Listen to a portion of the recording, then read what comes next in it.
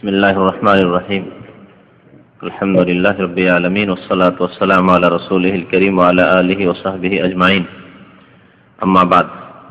ইয়াকুলুল মুআল্লিফ রাহিমাহুল্লাহু তাআলা কিতাবুত তাহাজ্জুদ বিল-লাইল। মহান আল্লাহর সমস্ত প্রশংসা, দরুদ ও সালাম নাযিল হোক প্রিয় নবী সাল্লাল্লাহু আলাইহি সাল্লামের উপর। আল্লাহুম্মা সাল্লি আলাইহি আল্লাহুম্মা বারিক আলাইহি। আজকের দর্স হচ্ছে তাহাজ্জুদ সম্পর্কে। লেখক বলছেন কিতাবুত তাহাজ্জুদ বিল-লাইল, রাতে তাহাজ্জুদ আদায় করা সম্পর্কে এই পর্ব বা এই অধ্যায়। রাত্রে তাহাজ্জুদ রাত্রেই হয়, অতিরিক্ত রাত্রে লাগিয়েছেন, শব্দটি বাড়িয়েছেন। তাহাজ্জুদ মানে রাত্রের নামাজ। তাহাজ্জুদের মানে হচ্ছে 61 নম্বর হাদিস। তাহাজ্জুদ শব্দটি কোরআনে কারীমে আল্লাহ পাক উল্লেখ করেছেন সূরা ইসরাতে, ওয়া মিনাল লাইলি ফাতাহাজ্জাদ বিহি নাফিলাতাল লাক আসা আন ইয়াবআসাকা রাব্বুকা মাকামান মাহমুদা। তাহাজ্জুদ দের মাদ্দা হচ্ছে হা জিম দাল হুজুদ, হাজাদা থেকে হুজুদ, হুজুদ মাসদার। হুজুদ মানে হচ্ছে ঘুম, নিদ্রা, নওম। হুজুদ মানে হচ্ছে নওম, আর তাহাজ্জুদ মানে ঘুম ত্যাগ করা। তাহাজ্জুদ মানে হচ্ছে ঘুম ত্যাগ করা। কিসের উদ্দেশ্যে? ইবাদত বন্দেগীর উদ্দেশ্যে, নামাজ পড়ার উদ্দেশ্যে। রাতের নামাজ আদায় করার উদ্দেশ্যে ঘুম ত্যাগ করাকে তাহাজ্জুদ বলে। এই জন্য তাহাজ্জুদের নামাজকে তাহাজ্জুদের নামাজ, সালাতুত তাহাজ্জুদ বলে। মানে ঘুম ত্যাগ করে সালাত আদায় করা, সালাতুত তাহাজ্জুদ, তাহাজ্জুদের নামাজ। আল্লাহ পাক নবী সাল্লাল্লাহু আলাইহি ওয়াসাল্লামকে সম্বোধন করেছেন, ওয়া মিনাল লাইলি ফাতাহাজ্জাদ বিহি, রাতের কিছু অংশে আপনি তাহাজ্জুদ আদায় করুন। নাফিলাতাল লাক, আপনার জন্য অতিরিক্ত ইবাদত, নফল ইবাদত, ফরজের উপর বাড়তি ইবাদত। আসা আন ইয়াবআসাকা রাব্বুকা মাকামান মাহমুদা, হতে পারে যে আল্লাহ পাক আপনাকে প্রশংসিত স্থানে মাকামে মাহমুদে পৌঁছিয়ে দিবেন, পাঠিয়ে দেবেন। মাকামে মাহমুদ নবী সাল্লাল্লাহু আলাইহি ওয়াসাল্লামকে যে দান করা হবে, সর্বোচ্চ স্থান, আল্লাহ পাক সেখানে পৌঁছে দেবেন। তো তাহলে উচ্চ স্থানে পৌঁছিলে, সম্মানের জায়গায় পৌঁছিতে হলে কর্ম করতে হবে। আল্লাহ পাক কর্ম করতে বলেছে। তাহাজ্জুদ পড়েন, তাহলে আল্লাহ পাক মাকামে মাহমুদে আপনাকে পৌঁছে দেবেন।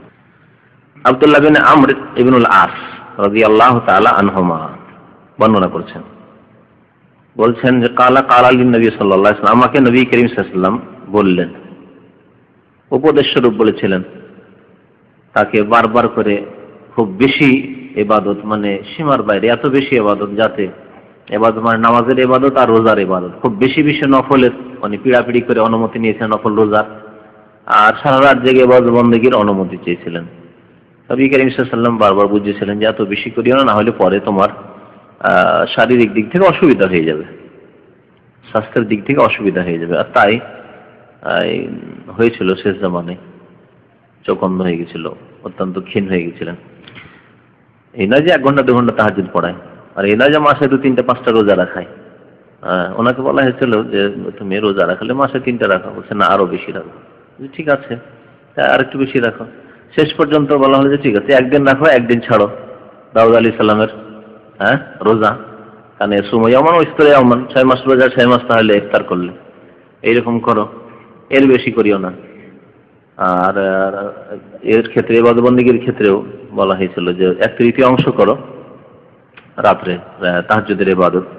উনি সারা রাত জাগতে চেয়েছেন, সারা রাত জাগতেন, যাতে স্বাস্থ্যের দিক দিয়ে পরে দুর্বল হয়ে পড়েছিলেন। তো ওই হাদিসটি এখানে আছে, কালা লিন নবী সাল্লাল্লাহু আলাইহি ওয়াসাল্লাম, আমাকে নবী করিম সাল্লাল্লাহু আলাইহি ওয়াসাল্লাম বলেছিলেন, আলাম উখবার আন্নাকা তাকুমুল লাইল ওয়া তাসুমুন নাহার, আমাকে কি জানানো হয়নি, মনে করছো যে তুমি সারা রাত কিয়াম করো, মানে সারা রাত তাহাজ্জুদ পড়ো, ওয়া তাসুমুন নাহার, আর সারা জীবন তুমি দিনে রোজা রাখো, সবসময় রোজা রাখো দিনে, আর রাত্রে সারা রাত জাগতে থাকো। তো এইভাবে তো বেশি দিন কন্টিনিউ চালানো খুব মুশকিল। হয়তো ইমানি জজবাই বেশ কিছুদিন চলেন, কিন্তু অসুবিধা হয়ে পড়বে, ক্লান্ত হয়ে পড়বে, পেরেশান হয়ে যাবে, হয়তো পরে হয়তো সেটা চালিয়ে যেতে পারবে না। কুলতু ইন্নী আফআলু যালিকা, বলছেন আব্দুল্লাহ বিন আমর যে আমি তো এরকম করি, সারা রাত তাহাজ্জুদ পড়ি আর সবসময় রোজা রাখি, এরকম করি।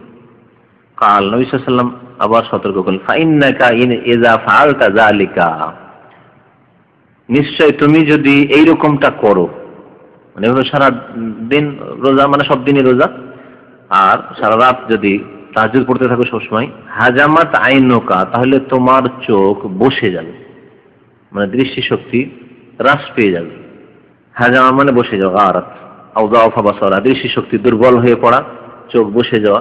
এমনি মানুষ রাত জাগলে চোখ বসা বসা মনে হয় না, এটা চোখ বসা বলা হয়। এটা তো প্রাথমিক দুর্বলতা। তারপরে দৃষ্টিশক্তি দুর্বল হয়ে পড়া, হ্রাস পাওয়া।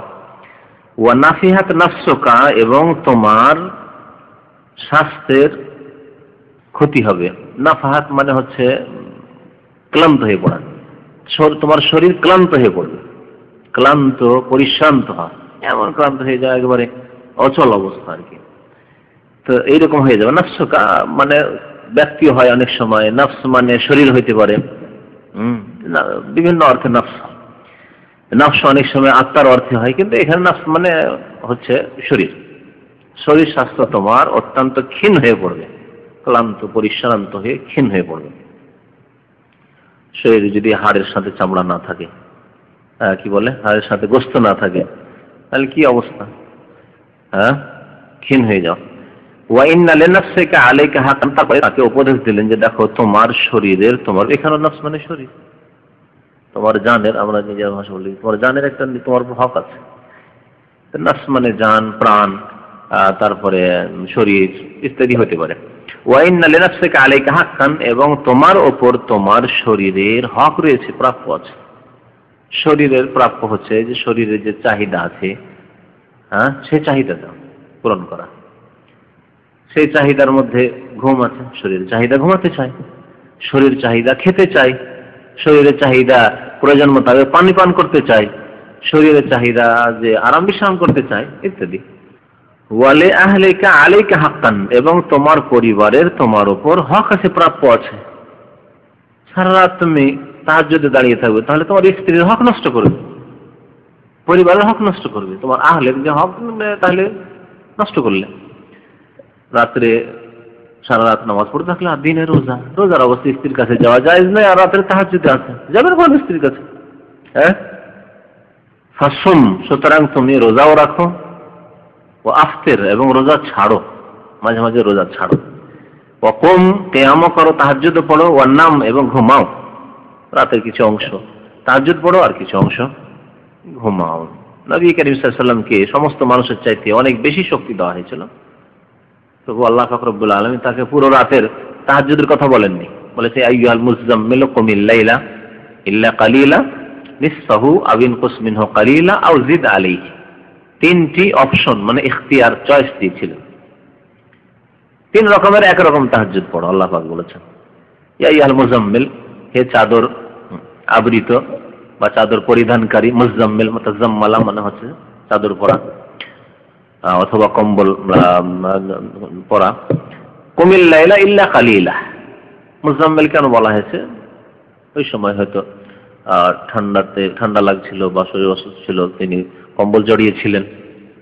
যেন আমার দেশের উর্দু ভাষায় গাজাল আছে কামলিওয়ালা বলে, বাংলাতে কিছু গাজাল এরকম পাওয়া যায়, শুনেছেন কেন? কামলিওয়ালা, কম্বলকে কামলি বলে, আর ওয়ালা মানে কম্বল, আর মুযাম্মিলের অর্থ করে তার কামলিওয়ালা, শুনেছেন না?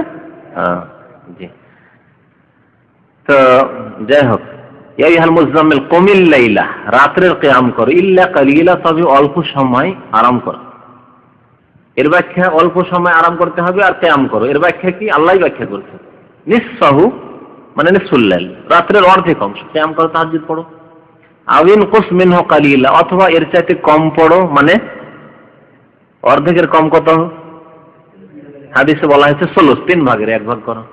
নুস হাফ না করে 3 ভাগের 1 ভাগ, এই করো। আও জিদ আলাইহি, অথবা এর বেশি করো, মানে অর্ধেকের বেশি করো, মানে 2/3 অংশ পড়ো। খুব বেশি যদি তাহাজ্জুদ পড়তে চাও তাহলে 3 ভাগ করে 2 ভাগ রাত্রের তাহাজ্জুদ পড়ো, আর 1 ভাগ কমপক্ষে আরাম করো। তাহলে রাত যদি আজকাল মোটামুটি মধ্যম রাত, বড়র কাছাকাছি, বড়র দিকে আছে, ছোট নয়। সন্ধ্যা 5টায় হচ্ছে, আর ফজর আজান হচ্ছে প্রায় 4:30। তাহলে 5টা থেকে 4:30, 11.5 ঘন্টা, 12 ঘন্টায় ধরে নেন মোটামুটি। তো 12 ঘন্টাকে যদি 3 ভাগ করা যায় তো কত ঘন্টা করে পড়েছে? এক ভাগে 4 ঘন্টা করে পড়েছে। তাহলে কমের পক্ষে আল্লাহ পাক বলছেন তাহাজ্জুদ পড়ো কত ঘন্টা? কমপক্ষে 4 ঘন্টা, আর বেশি হলে 8 ঘন্টা, আর মধ্যম 6 ঘন্টা তাহাজ্জুদ পড়ো। নবী করিম সাল্লাল্লাহু আলাইহি ওয়াসাল্লাম এইভাবে তাহাজ্জুদ পড়তেন, কমপক্ষে 4 ঘন্টা, মধ্যম পড়লে 6 ঘন্টা, আর এর চেয়ে বেশি যখন পড়তেন 8 ঘন্টা। তাই নবী সাল্লাল্লাহু আলাইহি ওয়াসাল্লামের পাগুলি ফুলে যেত। 8 ঘন্টা চিন্তা করুন দাঁড়িয়ে থাকলে, 6 ঘন্টা দাঁড়িয়ে থাকলে, বা কন্টিনিউ 4 ঘন্টা দাঁড়িয়ে থাকলে, স্বাভাবিক দীর্ঘক্ষণ দাঁড়িয়ে থাকলে পায়ে রস নেমে ফুলে যাওয়া, এটা স্বাভাবিক। ওই লোকেরা জানে যারা ভিড় ভাড়ে বাসে ঝুলে ঝুলে সফর করেছে। 2-3 ঘন্টা সফর করলে দেখবেন জুতো মনে হচ্ছে পা থেকে খোলা যায় না, অথবা জুতো আবার যদি পা থেকে বের করে নেন ঢুকান তো মনে ঢুকা যায় না। এরকম অভিজ্ঞতা আছে না? নেই? আচ্ছা, চলে যান। দুনিয়ার জন্য কষ্ট করে অভিজ্ঞতা জানা আছে, কিন্তু যদি বলে এইরকম অভিজ্ঞতা আছে তাহাজ্জুদ পড়ে কোনো পা ফুলেছে, তো আমাদের মধ্যে তো পাওয়া যাবে না। আল্লাহ কোনো বান্দা হয়তো কোনো জায়গায় থাকতে পারে। আল্লাহ আকবার। নবী সাল্লাল্লাহু আলাইহি ওয়াসাল্লাম এইভাবে তাহাজ্জুদ পড়েছেন। আজকাল মানুষকে তাহাজ্জুদ বলে, ভালো ভালো মানুষরাও তাহাজ্জুদ মানে তাহাজ্জুদে পালাতে চেষ্টা করে। ওর ঘুমই শেষ হয় না, দিনে ঘুমিয়েও ঘুম শেষ হয় না। একবার সকালবেলা ঘুম দেয়, বিদাতি ঘুম, আসর পর ঘুম, এগুলো বিদাতি ঘুম। তারপরে আপনার সুন্নতি ঘুম, যে জোহর পর, ওটাও আছে হয়তো। রাত্রের ঘুম, জরুরি ঘুম, কয়েক রকমের ঘুম হলো তাহলে, তাই না? বিদাতি ঘুম, সুন্নতি ঘুম, মুস্তাহাব ঘুম, আর ওয়াজিব ঘুম। ওয়াজিব ঘুম হচ্ছে রাত্রের ঘুম, রাত্রে জাগতে থাকে, ইন্টারনেট এই সেই গল্প গুজব করে ওয়াজিব ঘুমের সময় জাগতে থাকে মানুষ আজকালকার। আর যারা হারাম করে তো ফিল্ম দেখা হারামে জাগতে থাকে, ওয়াজিব ঘুম ছেড়ে। জরুরি সকালে কাজ করবেন আপনি, জারি কাজ করেন, সুতরাং রাত্রে ঘুমাইতে হবে জরুরি, সেটা ছেড়ে দিয়ে হারাম কাজ করতে থাকে, হারাম জিনিস দেখতে থাকে। আর তারপরে যদি ফজর পর সুযোগ পায় তো ওই বিরাতি ঘুম ঘুমায়। ঠিক আছে না বিরাতি ঘুম বলা? সকালবেলা নবী সাল্লাল্লাহু কখনো ঘুমিয়েছেন? ঘুমান। এই জন্য বিদাতি ঘুম বললাম। সে জায়েজ না যে সেটা আলাদা কথা, এটা দুনিয়াবি বিদাত, কিন্তু অপছন্দনীয় ঘুম অবশ্যই। হারাম নাজায়েজ না হলেও অপছন্দনীয় ঘুম। ওই রকমই সন্ধ্যার সময় ঘুম অপছন্দনীয়। ইবনুল কাইয়িম রাহমাতুল্লাহ আলাইহি এই ঘুমগুলির কথা অনেক ভাগ করে বয়ান করেছেন। মাগরিব এশার মাঝখানে ঘুম নিষিদ্ধ ঘুম, নিষেধ করেছে, ঘুমায় না, কারণ এতে এশা ছুটে যাবে। তাহলে ঘুম অনেক ভাগেরই আছে, যখন সুযোগ বলে তখনই ঘুম না, এরকম চলবে না। মুসলিমকে ঘুমাইতে হবে টাইম টেবিল দেখে, কখন আমার জন্য ঘুমানো ভালো, কোন ঘুমটা কাজে আসে। আমি যা দেখি সকালবেলার ঘুম সন্ধ্যাবেলা কোনো কাজে আসে না। সকালবেলা যদি সকাল থেকে 5 ঘন্টাও ঘুমিয়ে থাকেন, আর দুপুর পর যদি একটু মেহনত করে নেন আসর পর্যন্ত, তো মনে হয় মাগরিব পর মনে হয় খুব ক্লান্ত হয়ে পড়েছেন। তাহলে সকালের ঘুম আর আসর পর কাজে আসলো না, বেকার, ঠিক না? কিন্তু যদি দুপুরের একটা ইলুলা যেটাকে বলা হয়েছে, দুপুরে যদি ঘুমান, জোহর থেকে আসর মাঝে 1 ঘন্টাও ঘুমান, তাহলে ওই ঘুমটাতে আপনাকে সতেজ রাখবে আসর পরেও, মাগরিব পরেও, এশা পরেও অনেকক্ষণ, ঠিক কিনা? তাহলে সুন্নতি ঘুমের এই ফায়দা। আর সকালের ঘুম লাভ পাওয়া যাচ্ছে না। ওই রকমই জায়েজ আছে যদি রাত্রে ঘুম পুরা না হয়। আর যদি রাত্রে কার ঘুম পুরা হয়ে যায়, তাহলে না ঘুমিয়ে ভালো কিছু কাজ করা উচিত। ইসলামিক কিতাব পড়ুক, ইসলামিক আলোচনা শুনুক। রাত্রে 6 ঘন্টা ঘুম হয়েছে, 5 ঘন্টা 6 ঘন্টা যদি রাত্রে ঘুম হয়ে যায়, তাহলে দিনে 1 ঘন্টা আর ঘুমানো যথেষ্ট। জোহর পরে যদি বিশেষ করে ঘুমাইতে পারে, কিন্তু যারা হয়তো সারাদিন ডিউটি করছে, জোহর পরে হয়তো ঘুমাইতে পারবে না, বলা যেতে পারে তাদের ক্ষেত্রে যে করুক, ঘুমাক সকালবেলা কিছু, যাদের ঘুম অসম্পূর্ণ আছে। কিন্তু ঘুম সম্পন্ন হওয়ার পরেও দেখছি যে কাজ কাম তো নাই, ডিউটি তো 9টায়, রাত্রে যদিও 6 ঘন্টা ঘুমিয়েছি, সকালে 5 ঘন্টা পেয়েছি, 6 5 11, আবার জোহর পরে খেয়ে দিয়ে পেলাম আর 1-2 ঘন্টা, তাহলে 13 ঘন্টা।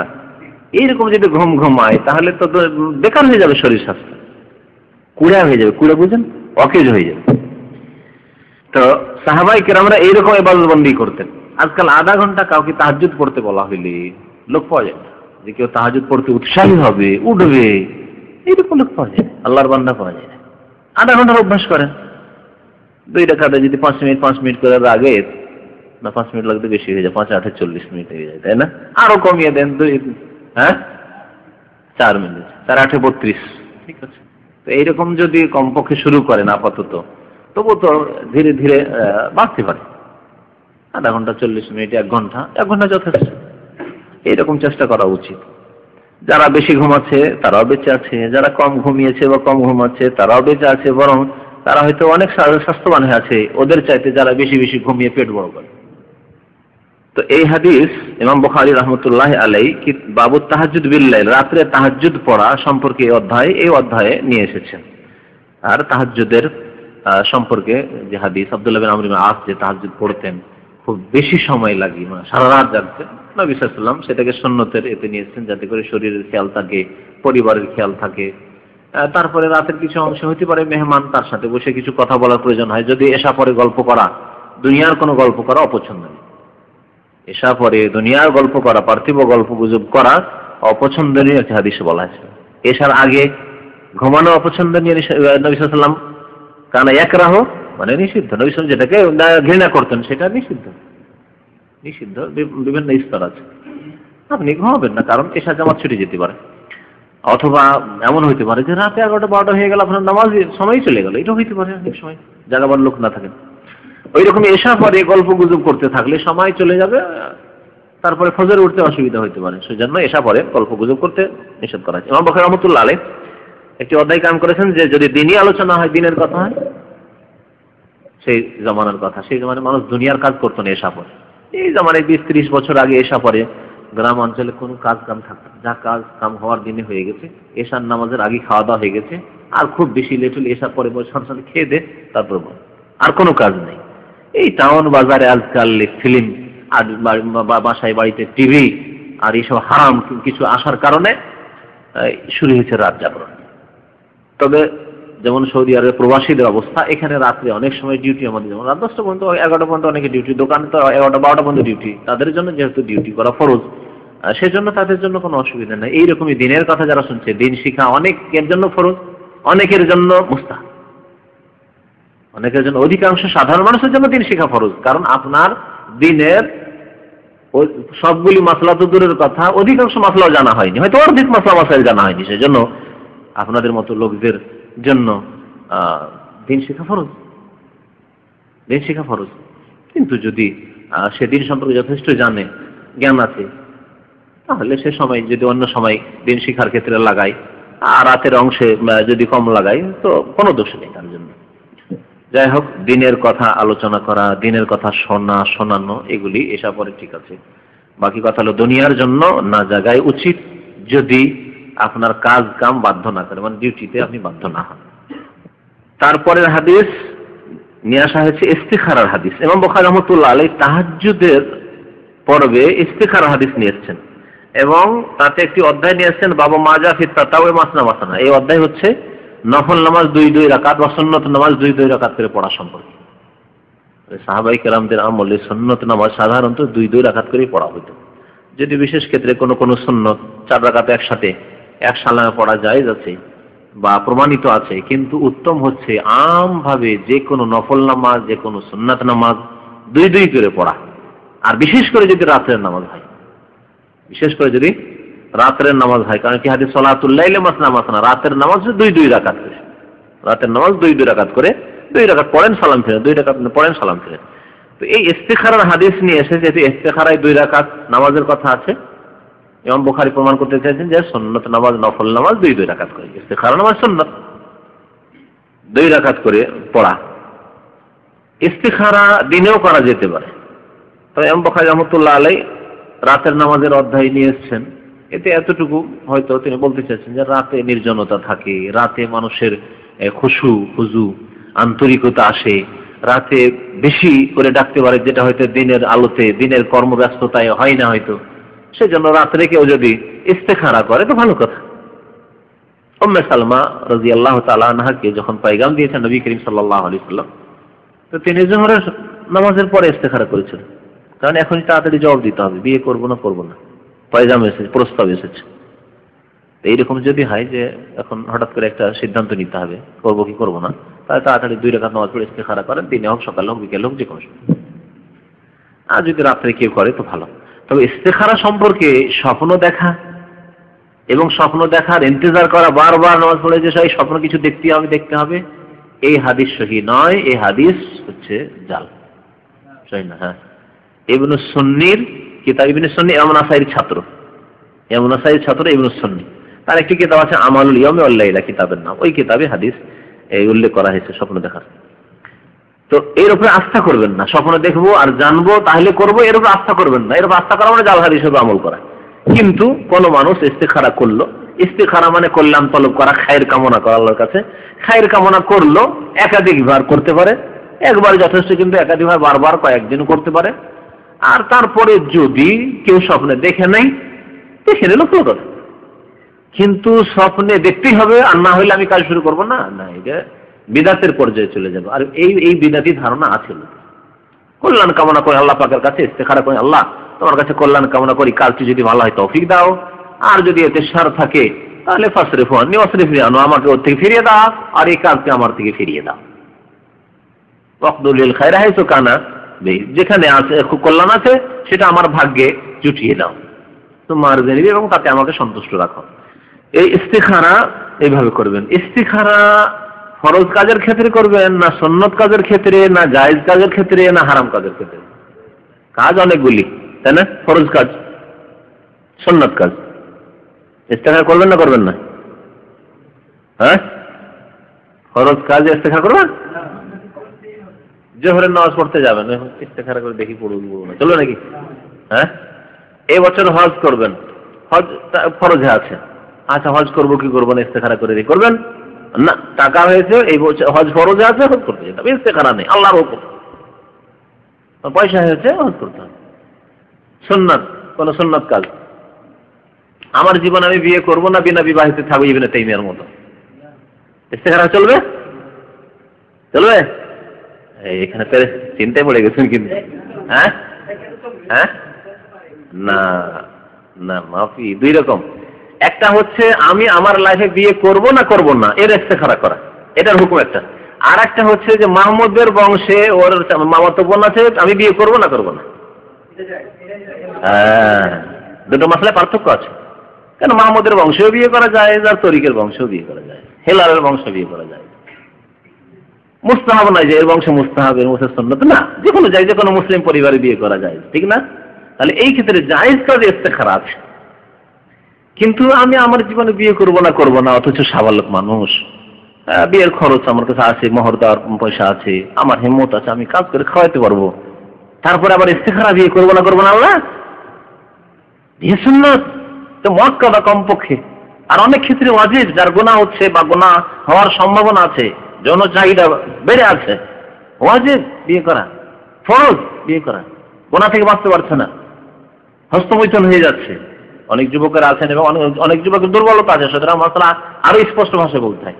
কারো যদি জেনা নয়, জেনা পর্যায়ে পৌঁছানো, শুধু হস্তমৈথুন।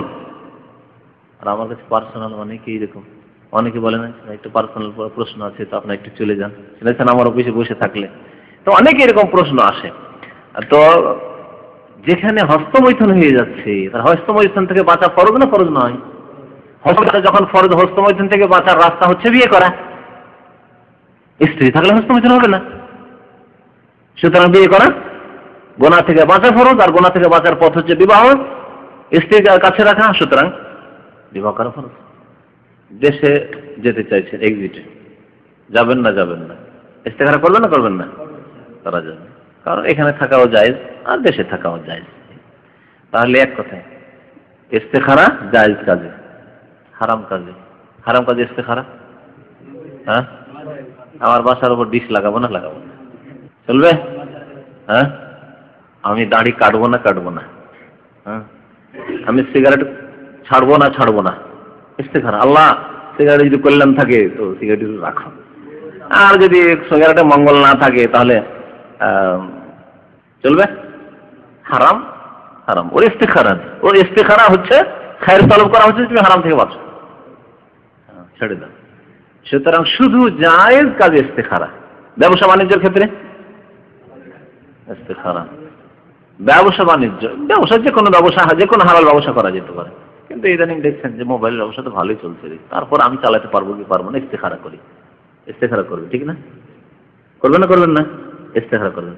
কিন্তু সৌদি আরবে এসছেন, কি করবো, কাজ করবো কি করবো না, শুয়ে থাকবো, ইস্তেখারা চলবে? ইস্তেখারা না, কাজ করে খাওয়া ফরজ, সাবালক হয়েছেন, কাজ করে খেতে হবে।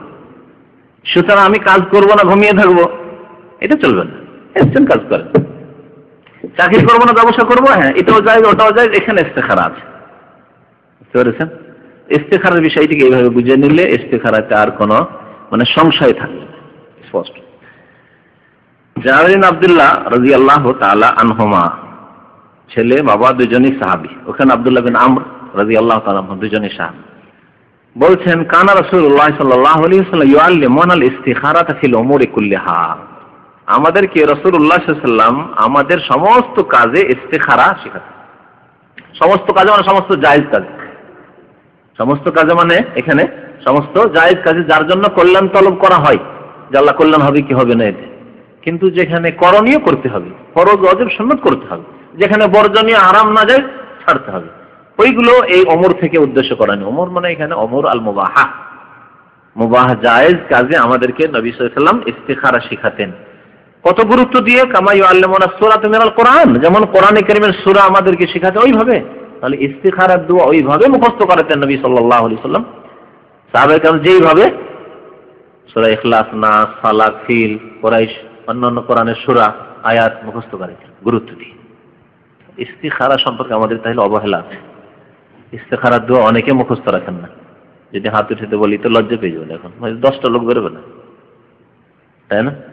আর অনেক ফতোয়া জিজ্ঞাসা করছে ইস্তিখারাটা বাংলায় পড়লে হবে না, বাংলাতে শুধু বলবে না।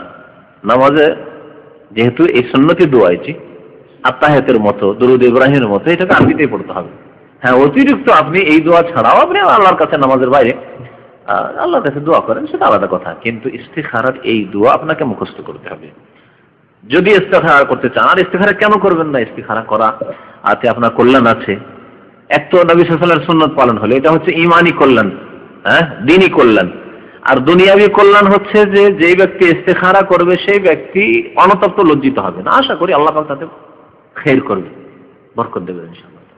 আল্লাহর কাছে আপনি কল্যাণ তলব করলেন, তা আল্লাহ পাক ইনশাআল্লাহ তাতে কল্যাণ করবেন। দুটি কাজ করতে বলা হয়েছে, একটা হচ্ছে ইস্তিখারা, একটা হচ্ছে ইস্তিশারা। তাহলে মানুষ অনতপ্ত লজ্জিত হবে না, একাই পড়ে যাবে না। হ্যাঁ, ইস্তিখারা মানে তো বুঝলেন, আল্লাহ পাকের কাছে কল্যাণ তলবের দোয়া। ইস্তিশারা মানে মানুষের সাথে পরামর্শ করা। যারা বড় মানুষ রয়েছেন, বড় মানুষ মানে মাতা পিতা, পরামর্শ করেন। আপনি বিদেশে আসবেন আর মা বাবার সাথে কোনো পরামর্শ নেই, বিয়ে করবেন আর মা বাবার সাথে কোনো পরামর্শ, ঠিক আছে আপনি সাবালক মানুষ, আপনি শিক্ষিত মানুষ, আপনি বুঝছেন কোথায় বিয়ে করবেন, কিন্তু মা বাবাকে আপনাকে উপেক্ষা করে পরামর্শ নেই ঠিকঠাক করে নিয়ে এখন বাপকে বাধ্য করছেন যে ওখানে চলো বিয়ে। আজকালকার যুবকরা এরকম হয়ে গেছে, পরামর্শ করেন না, অনতপ্ত হইতে হবে, পরামর্শ করতে হবে। এইরকম মাতা পিতা ছাড়া যদি বড় ভাইরা থাকে, বড় ভাইয়ের সাথে পরামর্শ করা, বিবাহ শাদীর ক্ষেত্রে, ব্যবসা বাণিজ্যের ক্ষেত্রে, বিদেশ যাওয়া না যাওয়ার ক্ষেত্রে, ছুটি যাব না এক্সিট যাবো ইত্যাদি যতগুলি দুনিয়াবি কাজ আছে, অথবা যেসব কাজ বিলম্ব করা যায়, এখনো করা যায়, করব না এইসব জিনিস পরামর্শ নেওয়া ভালো কাজ। পরামর্শ নিলে আপনার ব্রেনে হয়তো কোনো একটা পয়েন্ট ধরেনি, অন্যের পরামর্শতে আপনার উপর স্পষ্ট হলো, ক্লিয়ার হলো, এটাতে একটা ফায়দা আছে। পরামর্শ নিলে যাদের কাছে পরামর্শ নেবেন, আপনার ডানে বামে যেসব আত্মীয় স্বজন, আপনজন, বন্ধু বান্ধব আছে, তারা অসহযোগ আন্দোলন করবে না, সহযোগিতা করবে। যদি ফেঁসেও যান, পরামর্শ নিয়ে কাজ শুরু করে তারা ফেঁসেও যান, তারা সহযোগিতা করবে। উদাহরণস্বরূপ বাবা মায়ের পরামর্শ নিয়ে আপনি বিয়ে করেছেন, তারপরে দেখা গেল যে শ্বশুর পরিবার বা স্ত্রীটা ভালো হলো না, তাহলে মা বাবা সাহায্য করবে না, সহযোগিতা করবে না, ভালো পরামর্শ দিবে, আপনার জন্য কোনটাতে কল্যাণ আছে, কি করবে, কি তোমার এখন করা উচিত, পরামর্শ দেবে। কিন্তু যদি তাদেরকে আউট করে দিয়ে বা বাধ্য করেন তাদেরকে, অনেক সময় আউট করলেন না, ঠিক আছে কিন্তু যেতে হবে, ওখানে বিয়ে আমার দিতে হবে, ছেড়ে করলেন না, কিন্তু এমন করলেন কল কাবজা যে ও যেতে হবে, ওখানে বিয়ে ওখানে দিতেই হলো, ছেলে বাধ্য করছে। মাদ্রাসায় বেশ কিছু শিক্ষকরা, আজকালকার মাদ্রাসার পরিবেশ কলেজ ইউনিভার্সিটির মতো হইতে লেগেছে। মাদ্রাসায় এক হেড শিক্ষক বলছে একটা ঘটনা, বলছে আজকালকার জামানায় ছাত্রকে ছুটি না দিলে কোনো উপায় নেই। ছাত্র পায়জামা পরে আর পাঞ্জাবি গায়ে দিয়ে, মানে সেজে আর ব্যাগটা করে এসে বলছে, হুজুর, যে এলাকা বলে হুজুর, যে এলাকা বলে মৌলানা বা উস্তাদ, বাড়ি যাবো, ছুটি দেন, এখন কি করবেন আপনি? ছুটি দেবেন না? হ্যাঁ বলেন, ছুটি দেবেন না? আপনি জ্ঞানী শিক্ষক, ছুটি দেবেন? অনেকে বলছে না। যদি না দেন, না দিলে আমাদের দেশে যেমন বলে, হ্যাঁ, ইজ্জত থাকবে না, আপনার মান সম্মান বেশি। তারপরে প্রস্তুত হয়েছি যাওয়ার জন্য, ছুটি পাবো কি পাবো না ঠিক নেই, সুতরাং আগে প্রস্তুতি লাভ নেই। এইরকম যদি বাধ্য করে, বাবা মাকে বাধ্য করে বিয়ে করলো, বিয়ে করার পরে ফেঁসে গেল, আর চলছে না, গাড়ি চলছে না, দাম্পত্য জীবনে স্ত্রী ভালো না, খারাপ, এখন এসে বাপ মাকে বলছে যে কি করবো, আমি ভালো না, আমি রাখবো না, কি বলবে? ভালো হয়েছে, ঠিক হয়েছে, তোর তোর সাজা শাস্তি হওয়া উচিত, বলবে না? বুঝতে পেরেছি? এখন আদা খেয়েছিস, সব পেয়েছি, এতগুলি কথা শুনতে হবে। তারপর ইচ্ছা হলে সহযোগিতা করবে, না হলে বলবে যা পারবি তাই কর, গাছে তোর দরবারে নেই আমার। হ্যাঁ, কিন্তু যদি পরামর্শ নিতেন এইসব কথা কখনো বলতেন না। আমাদের পরামর্শ নিয়ে তো আমরাই তো বিয়ে দিয়েছি, সুতরাং ভালো পরামর্শ দিতে হবে যাতে সমস্যার সমাধান হয়। পরামর্শ এই জন্য করা যে কোনো কাজের ক্ষেত্রে, আর ইস্তেখারা করা। তো নবী করিম সাল্লাল্লাহু আলাইহি ওয়াসাল্লাম ইস্তেখারা শিখিয়েছেন, ইস্তেখারার দোয়া মুখস্থ করে নেবেন। দেখুন, কমপক্ষে বিদেশে এসছেন, এখন যারা বিবাহ শাদী করে এসছেন তাদের তো ঠিক আছে, বলবো যে 2 বছর বা 1 বছরের ছুটি পেলেও যেতে হবে। কিন্তু বিবাহ শাদী করে আসেননি, এখন ছুটি যাবো না আরো কিছুদিন থেকে যাবো, যাই আপনার বাবা মা দেখা সাক্ষাৎ তো ঠিক আছে, ওটাও কিন্তু ওই রকম জরুরি ব্যাপার নয়। দেখা সাক্ষাৎ অনেক সময় হয়তো আর্থিক সহযোগিতা করা বেশি জরুরি, বাবা মায়ের কাছে যাওয়ার চাইতে হয়তো আর্থিক সহায়তা, টাকা পয়সা পাঠানো বেশি জরুরি। অনেক পরিবার এমন আছে, কিন্তু অনেক পরিবার আবার উল্টো আছে, যে হয়তো মায়ের বাবার একটাই ছেলে, ও টাকা পয়সা চায় না, আর সচ্ছল বাড়িতে বলছে না তোমার টাকা পয়সা তুমি তাড়াতাড়ি এসো, তাহলে সেটি তখন ভিন্ন কথা। 5 ভাই আছেন, আর কাজ করার কেউ নেই, এখন আপনার কাজ করার দরকার, টাকা পয়সা বাড়িতে পাঠানো বাবা মায়ের জন্য। বিবাহ শাদী করেননি, তাহলে এখন এখানে থাকেন। এইসব ক্ষেত্রে ইস্তেখারা করবেন, 2 বছর আমি যাবো না আরো 1 বছর বিলম্ব করবো, আপনাদের বিভিন্ন ক্ষেত্রে ইস্তেখারার প্রয়োজন। সুতরাং ইস্তেখারার দোয়া মুখস্থ করবেন। নবী সাল্লাল্লাহু আলাইহি ওয়াসাল্লাম কি বলতেন? ইয়াকুলু বলতেন, ইযা হাম্মা আহাদুকুম বিল আমরি, কোন কাজের যখন তোমাদের কেউ ইচ্ছা করবে, কোন কাজের ইচ্ছা করবে মানে জায়েজ কাজের ইচ্ছা করবে, হারাম কাজ নাজায়েজ কাজের ইচ্ছা করাই জায়েজ নয়, আর ফরজ ওয়াজিব কাজের ইচ্ছা করতেই হবে, সুতরাং এগুলি এর আওতাভুক্ত না। যখন কোনো মানুষ কোনো কাজের ইচ্ছা করবে তোমাদের মধ্যে থেকে, ফালিয়ারকা রাকাতাইনে মিন গায়রিল ফারিজা, ফরজ ছাড়া 2 রাকাত নামাজ যেন পড়ে নেয়। 2 রাকাত নামাজ ফরজ ছাড়া পড়বে, তাহলে ফরজ নামাজ দিয়ে না, সুন্নাত নফল 2 রাকাত নামাজ পড়ে নেবে।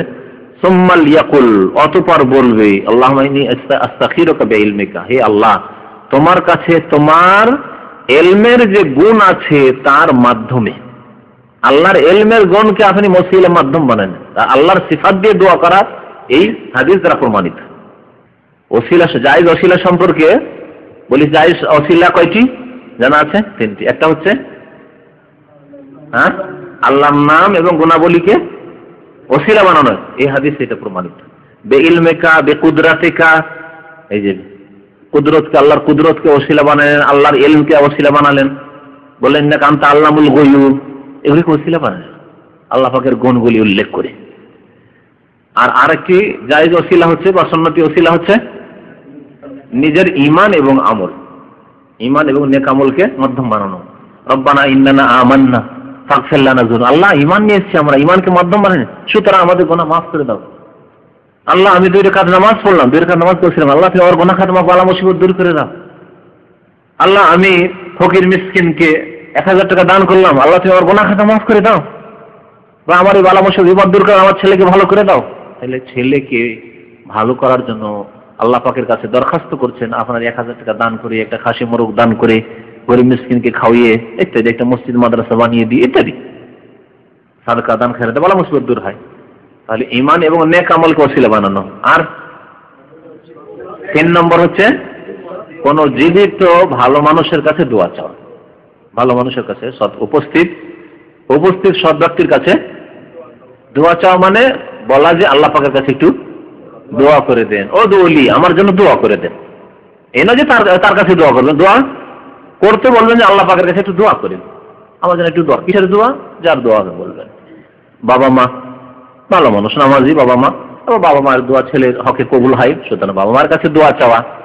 এইরকমই দাদা দাদি, নানা নানি, বাবা মায়ের পর্যায়ে কিন্তু আমরা বাবা মানে শুধু বাবা মা বুঝি না, আব্বা আম্মা যেমন তেমনি দাদা দাদি, তেমনি নানা নানি, এরা সব এদেরকে আল্লাহ পাক আবা এবং উম্মাহাত বলেছে, এরা বাপ মার পর্যায়ে। সুতরাং দাদা দাদির কাছে দোয়া চাওয়া, নানা আজকালকার জামানায় পশ্চিমা সভ্যতা চলে আসছে, দাদা দাদির সাথে কোনো সম্পর্ক নেই, নাতিস নানা নানির সাথে কোনো সম্পর্কই নেই, অথচ বাবা মায়ের মর্যাদাই তারা। হুররিমাত আলাইকুম উম্মাহাতুকুম, তোমাদের মাগুলিকে হারাম করে। মাগুলি কয়টা মা যে আল্লাহ উম্মাহাত বলেছেন? কয়টা মা হয় আপনার? এক মাজার পেট থেকে জন্মেছেন, তাহলে উম্মাহাত কেন আল্লাহ বললেন? কারণ নানি মা, দাদি মা, দাদির মা, নানির মা, যতগুলি উপর দিয়ে আছে সবগুলি মা বেঁচে থাকলে সবগুলি হারাম। তাদের কাছে, তারা বেঁচে থাকলে তাদের কাছে দোয়া চাওয়া।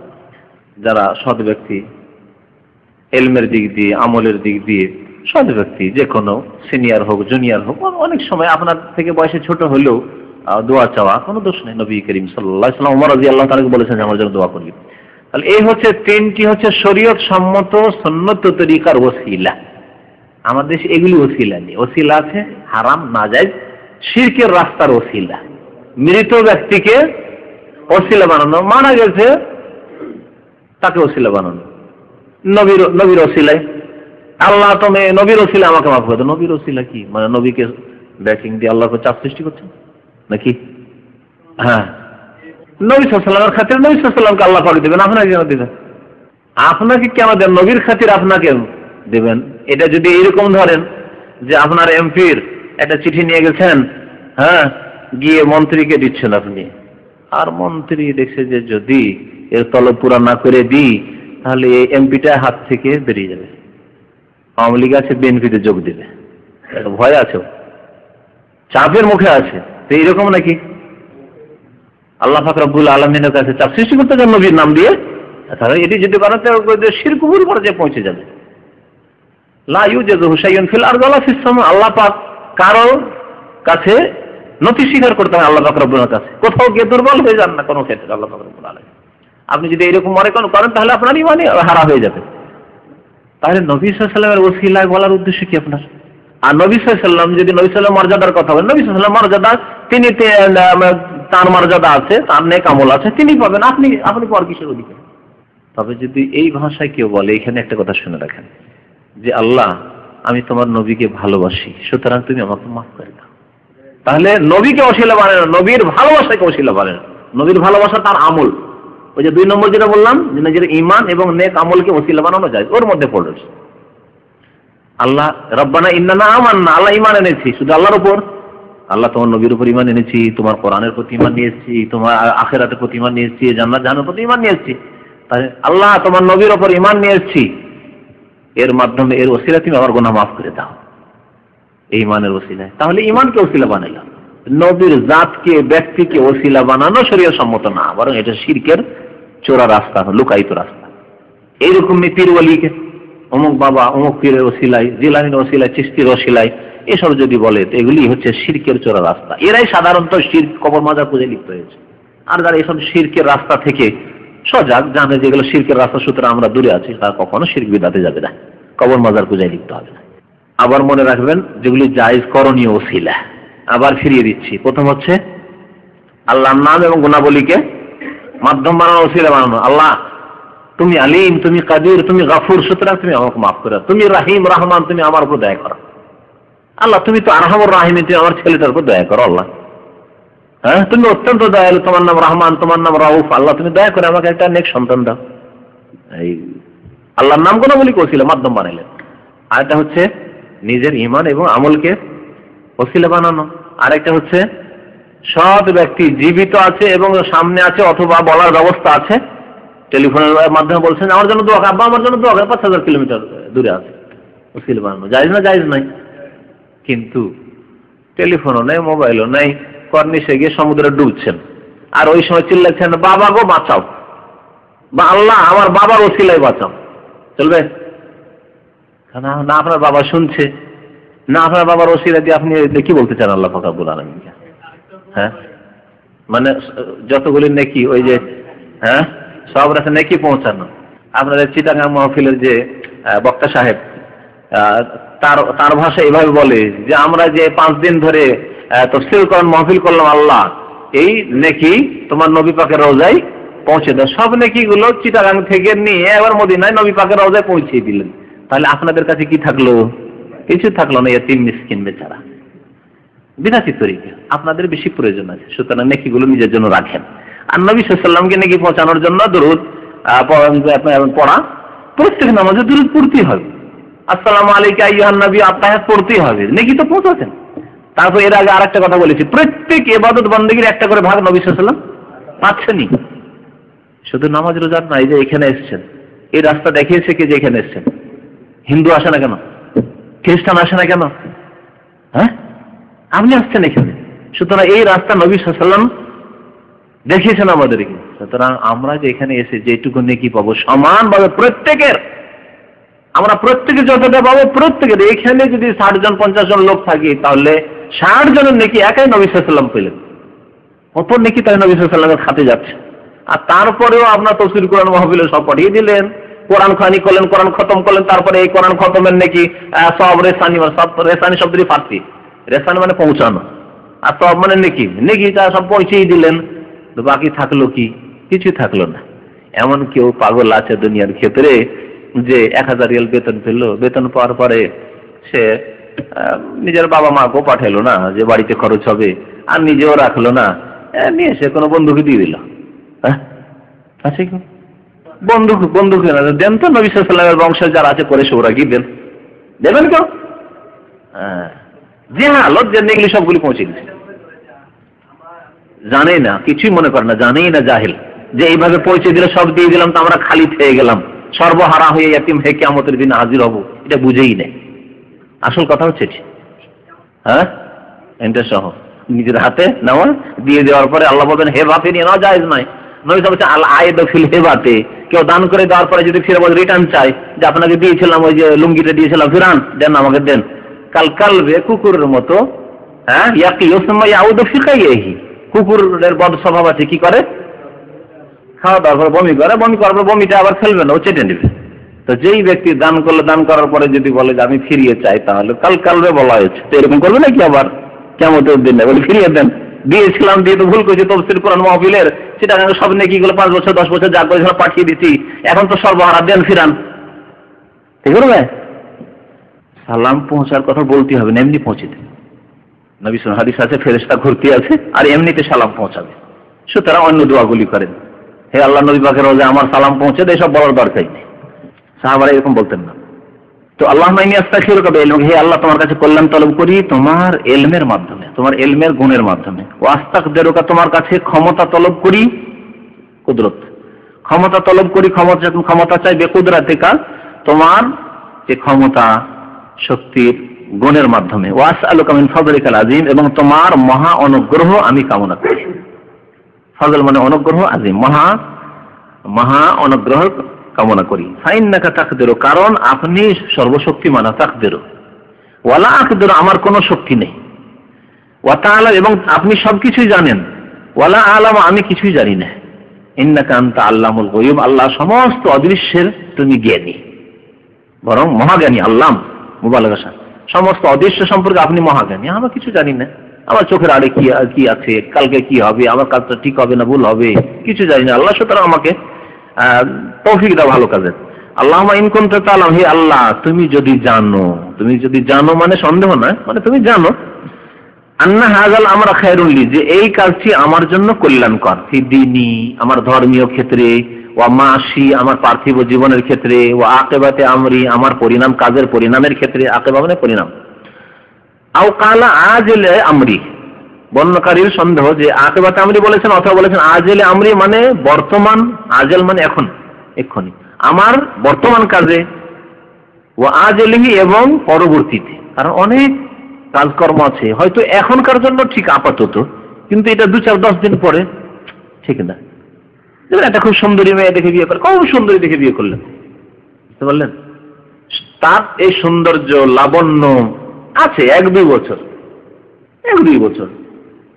একটা ছেলে হলে এই সৌন্দর্য লাবণ্য মূল্য নেই, কিসের মূল্য আছে? তখন তার আখলাক, তার চরিত্র, তার আদব কায়দা, সে আপনার শ্রদ্ধা করে কিনা, আপনাকে ভালোবাসে কিনা, আপনার বাবা মাকে ভালোবাসে কিনা, আপনার বোনদের বরদাস্ত করতে পারে কিনা, না আপনার বাড়ি বোনেরা আসলে ওর বরদাস্ত হয় না, গায়ের জ্বালা হয়ে যায়, আপনার মা বাবা বৃদ্ধ, তোমার মা বাবার খেদমত তুমি করো, আর একবারে সুন্দরী রমণী, ওর সৌন্দর্য দেখে কি করবেন আপনি? চামড়া সুন্দর দেখে শুনি, ঠিক না? তাহলে নগদ নগদ কিছু ভালো আছে, কিন্তু ধারে পরবর্তীতে ভালো নয়, যেটা স্থায়ী ভাবে ভালো সেটাই আসল ভালো। সুতরাং দুটোই দিক দেখতে হবে। এই নয় যে শুধু নগদটা দেখলাম, দেখতে খুব সুন্দরী, সেজন্য বিয়ে করে ফেলেছি, আর শেষে দেখা গেল যে ওই মেয়ের অন্য জায়গায় ভাবছো ভাই একটু যদি কালো হয়, সামলাও হয়, আর সাধারণত দেখা যাবে কালো সামলা যদি হয়, আর যদি পর্দা বাড়িতে থাকে তাহলে অনেকটাই ভালো আছে। পর্দা আছে সেজন্য ভালো থাকার চেষ্টা করেছে, আর যেহেতু অত আকর্ষণ ছিল না সেই জন্য মাছিও ভ্যান ভ্যান করে তার গায়ে বসার সুযোগ পায়নি। কিন্তু যদি সুন্দরী হয়, বেশি সুন্দরী হয়, আর ভালো থাকার অনেক সময় চেষ্টা করে, কিন্তু তারপরে মাছি ভ্যান ভ্যান করে বসার চেষ্টা করতে পারে, ঠিক না? বুঝতে পারছেন না আমার ভাষা? সুতরাং জাহিরি সৌন্দর্য দেখেই শুধু যে বিয়ে করবেন এমনটা নয়, বাতেনি ভিতরের সৌন্দর্য, আখলাক, চরিত্র, আদব, কায়দা, নম্রতা এসব আছে কিনা, এসব দেখে বিবাহ শাদীর সিদ্ধান্ত নেবেন। আজেলহি মানে পরে, আজেল মানে আইন দিয়ে, মানে এখন নগদ নগদ ভালো হবে কিনা, ও আজেলহি মানে পরবর্তীতে, বিলম্বে, পরে ভালো হবে কিনা। যদি ভালো হয় ফাকদুরহুলি, আমার জন্য সেটা ভাগ্যে নির্ধারণ করো, ওয়াসসিরহুলি, এবং আমার জন্য তা সহজ করে দাও, সহজ করে দাও। সুম্মা বারিক লি ফি, অতঃপর তাতে আমার বরকত দাও। দেখেন বরকত চাইলেন। ওয়াইন কুনতা তা'লামু, আর তুমি যদি আল্লাহ জানো, আন্না হাযাল আমরা, এই যে হাযাল আমরা বলবেন, এখানে যদি ওই কাজটি উল্লেখ করা সম্ভব হয় তাহলে উল্লেখ করবেন। আরবি যদি জানেন তাহলে, আর যদি আরবি না জানেন, হাযাল আমরা তা উল্লেখ করতে পারবো না, তাহলে হাযাল আমরা এই কাজটি বলেন, আর অন্তরে নিয়ত করেন যে কোন কাজটি, বিয়ের কাজটি, ব্যবসার কাজটি, সফরের কাজটি, ইত্যাদি ইত্যাদি। আর যদি মানে উল্লেখ করতে পারেন তাহলে কিভাবে উল্লেখ করবেন? আল্লাহুম্মা ইন কুনতা তা'লামু আন্না হাযা যাওয়াজা, হাযা নিকাহ, এই বিয়ে, হ্যাঁ, আন্না হাযিহিল বিনতা, হাযিহিল মারআতা, আন্না হাযিহিত তিজারাতা, হ্যাঁ, আন্না হাযা সাফারা, এইভাবে এই সফর হাজার জায়গায় এই কাজটি উল্লেখ করবেন। শেষখানে কথাটি নবী সাল্লাল্লাহু আলাইহি ওয়াসাল্লাম বলছেন কি, যে যদি আল্লাহ তুমি জানো যে এই কাজটি কি শারুনলি আমার জন্য, অকল্যাণকর, শারুনলি আমার জন্য এতে অনিষ্ট আছে, খারাপই আছে, ফি দীনি আমার ধর্মীয় ক্ষেত্রে, সব আগে ধর্মের কথা, দিনের কথা উল্লেখ করা হয়েছে। দেখা গেছে দুনিয়ার ক্ষেত্রে তো খারাপ হয়নি, মেয়ে দেখতে সুন্দরী, যে যুবতীকে বিয়ে করেছে দেখতে সুন্দরী, আর পয়সাওয়ালার মেয়ে, প্রভাবশালী বংশের দিক দিয়ে, কিন্তু নামাজ নেই, চলবে, পর্দা নেই। এখানে এক ডাক্তার, এমবিবিএস ডাক্তার বিয়ে করেছিল এক মহিলাকে, ডাক্তার নামাজি, আমার দর্শে অনেক আগে আসতো সে। তো বিয়ে করার পরে 6 মাসও টিকেনি।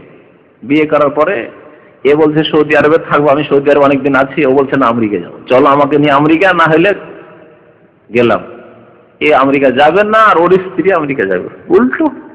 হ্যাঁ, পুরুষটা যদি বলতো আমি আমেরিকা যাবো, আর মহিলা বলতো না আমি আমেরিকা যাবো না, আমি বাংলাদেশে থাকবো, না সৌদি আরবে, তো ভালো কথা। এরকম হইলে হইতে পারে, কিন্তু আশ্চর্য হয়ে যাবেন আপনি।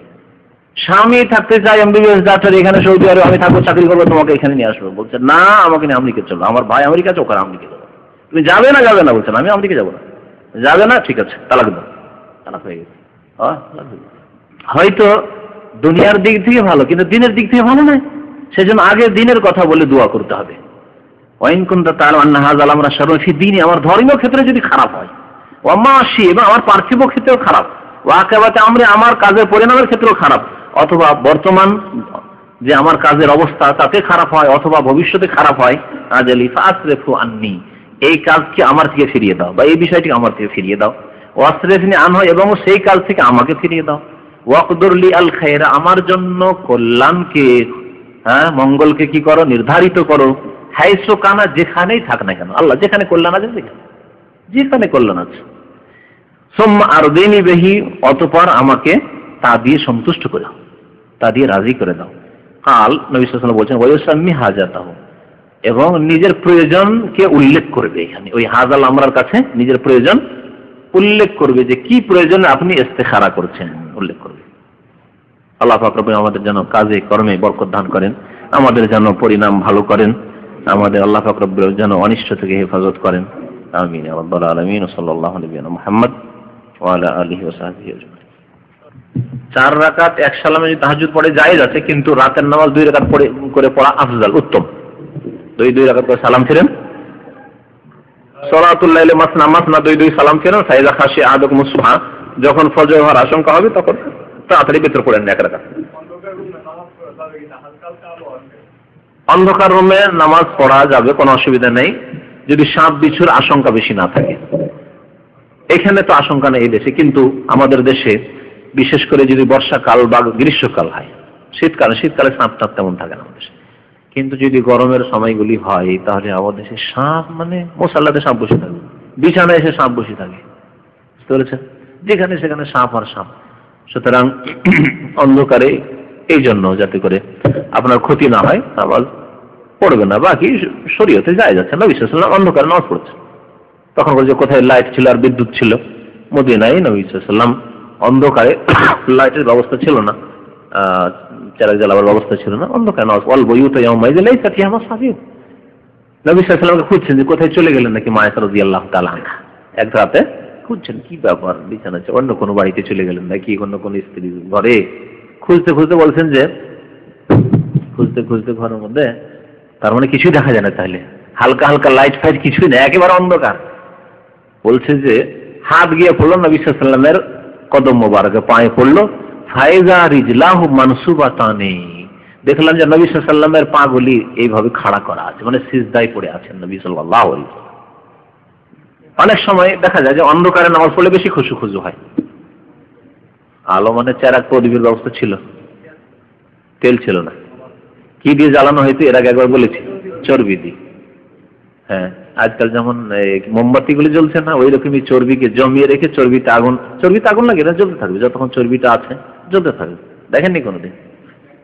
হ্যাঁ, কোনদিন পরীক্ষা করে দেখে নিবেন। কিছুরই চর্বি অসুবিধা নেই, এর চর্বি, ওটার চর্বি, খাসি গরুর চর্বি, অসুবিধা কি?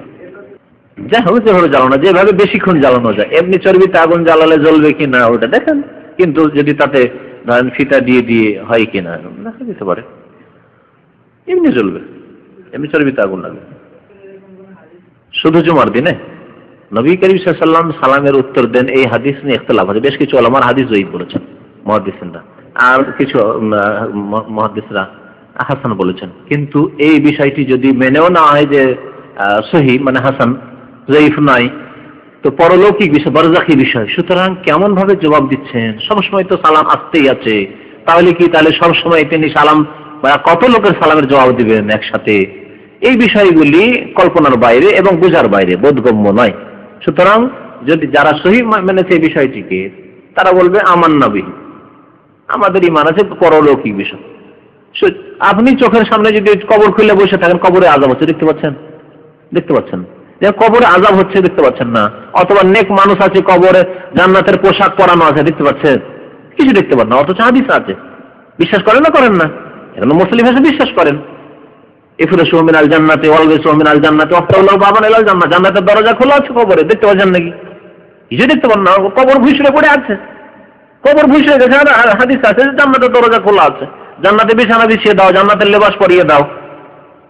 হ্যাঁ, কবর প্রশস্ত করা হয় মাদ্দা বাসারিহি, যত দূর তার দৃষ্টি যাবে অত যে দেখছেন কবর বুঝলে মাটি তার উপরে পড়ে আছে, হাড় দৃশ্য সরে গেছে।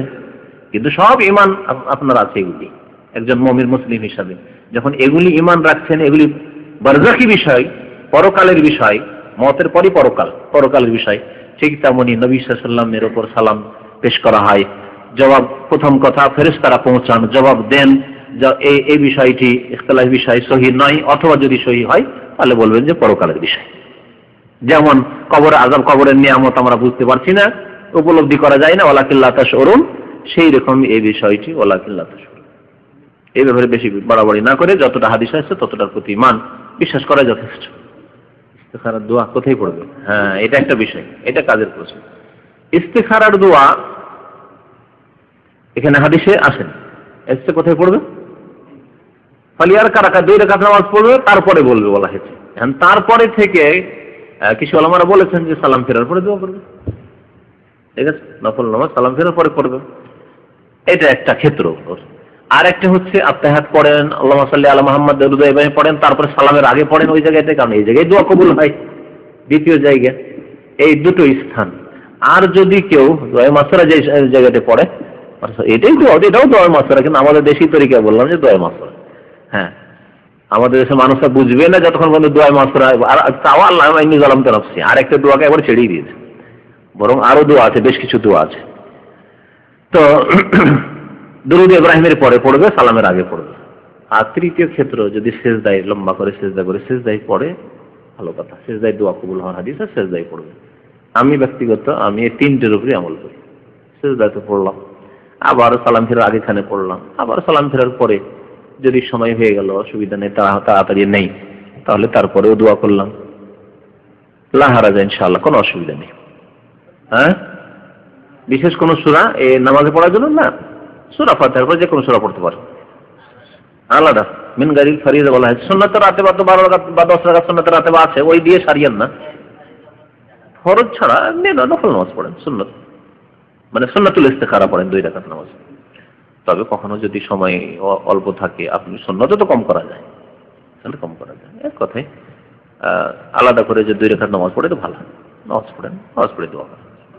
হ্যাঁ, দিনে রাত্রে যে কোনো সময় পড়েন, আর বেতরের আগে পড়লে ভালো, কারণ বেতর শেষ নামাজ। আর বেতরের পরেও যদি কেউ পড়ে যায়, বেতরের পরেও নফল নামাজ পড়া জায়েজ আছে। নবী সাল্লাল্লাহু আলাইহি ওয়াসাল্লাম 2 রাকাত পড়তেন তাহাজ্জুদের পরে, বেতরের পরে পড়তেন, সুতরাং পড়া জায়েজ আছে, কোনো অসুবিধা নেই। এমনকি কোনো ব্যক্তি বেতর পড়ে শুয়ে গেছে আর রাত্রে আবার জেগে গেছে, আরো নামাজ পড়তে চায়, তাহলে 2 করে পড়তে পারে, বেশিও পড়তে পারে, 2, 4, 6, 8 পড়তে পারে, কোনো অসুবিধা নেই। বেতর শেষে পড়তে হবে, এই হাদিসের হুকুম হচ্ছে মুস্তাহাব হুকুম। উত্তম হচ্ছে বেতরকে রাতের শেষ নামাজ বানানো, ইজআলু আখির সালাতিকুম বিল লাইলি বিতর।